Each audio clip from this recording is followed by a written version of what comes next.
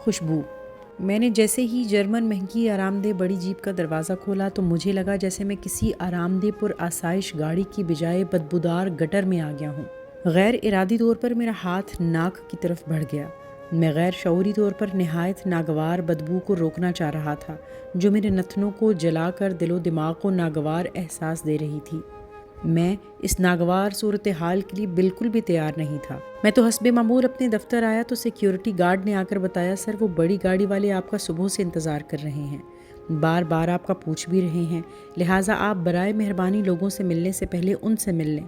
ساتھ آیا بندہ بار بار اپنے مریض کے بارے میں بتا رہا ہے کہ مریضہ کی حالت بہت خراب ہے، ہم نے دوبارہ ہسپتال جانا ہے، جہاں پر مریضہ مہینوں سے زیر علاج ہے، بڑی مشکل سے ہسپتال سے بہانہ بنا کر آئے ہیں، ہماری مجبوری کا احساس کرتے ہوئے ہمیں ملنے۔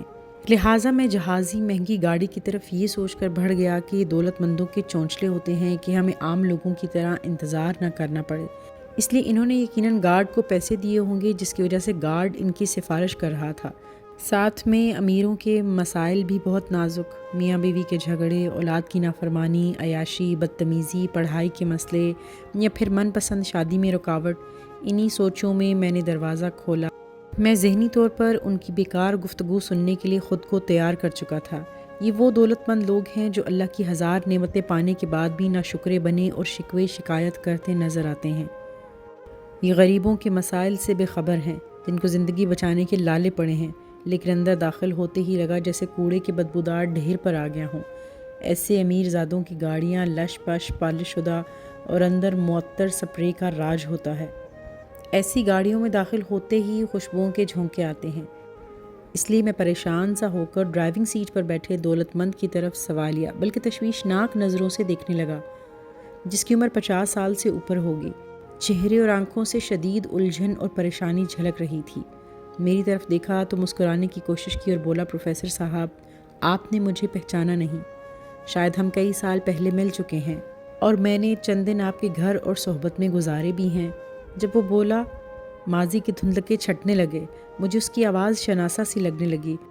اس نے اجنبیت کی چادر کو مزید چاک کرنے کی کوشش کی اور بولا، سر میں توقیر جمال، جو دبئی سے آپ کے پاس 25 سال پہلے اپنے ماموں کے کہنے پر ہنی مون منانے کے سلسلے میں آیا تھا۔ آپ نے ہماری بھرپور میزبانی کی تھی۔ اس نے ماموں کا نام بتایا جو میرا دوست ہے، تو ماضی کے بادلوں میں سے خد و خال نکھرتے چلے گئے اور مجھے جوان توقیر جمال اور اس کی خوبرو نوجوان خوبصورت لاڈلی بیگم صاحبہ بھی یاد آ گئیں۔ اکتوبر کا پہلا ہفتہ تھا، مری میں آنے والے مہمانوں کا طوفان تھم چکا تھا۔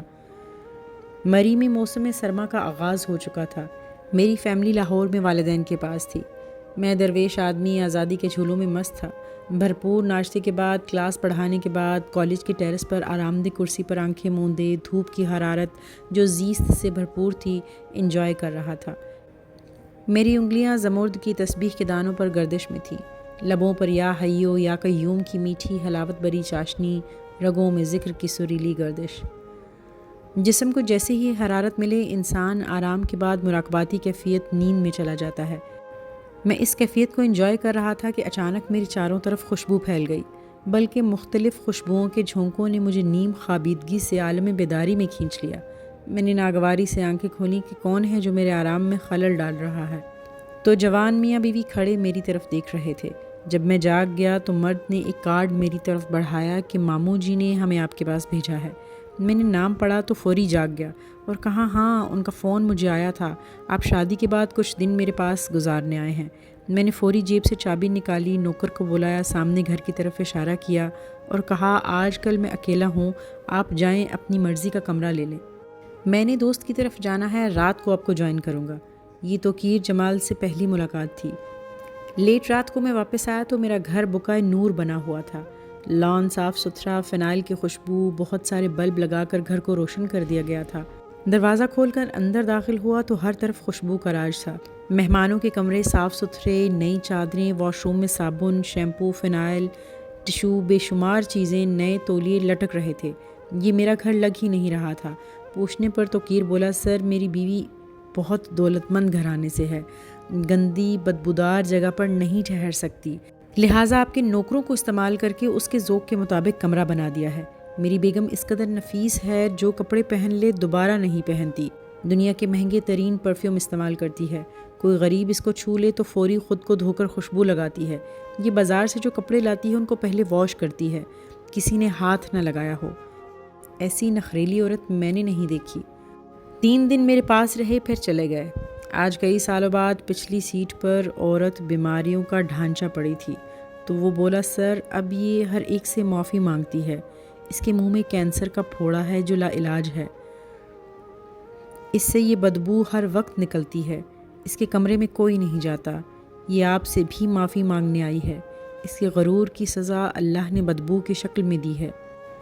توقیر بہت ساری باتیں اور دعائیں لے کر چلا گیا، تو میں سوچنے لگا ایسے بہت سارے مجذوبوں کو جانتا ہوں جو مہینوں کپڑے نہیں بدلتے، لیکن ان کے جسموں سے ایسی معطر خوشبو آتی ہے جو دل و روح کو معطر کر دیتی ہے۔